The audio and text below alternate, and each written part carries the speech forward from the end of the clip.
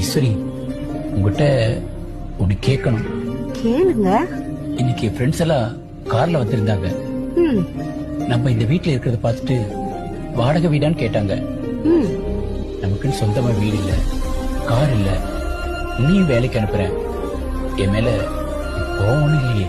அட என்னங்க நீங்க, நம்ம வயசுக்கு எத்தனை பார்த்திருப்போம்.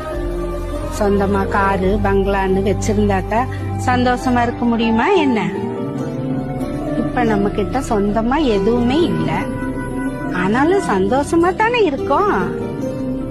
காசு பணத்தை யாருகிட்ட வேணாலும் கடன் வாங்கலாங்க, ஆனா சந்தோஷமும் நிம்மதியும் நம்ம கிட்ட தாங்க இருக்கு. நம்ம கிட்ட எதுவுமே இல்லைனாலும் நான் உங்க கூட இருப்பேங்க. நீங்க என்ன ராணி மாதிரி பாத்துக்கிறீங்க, இதை விட எனக்கு என்னங்க சந்தோஷம்?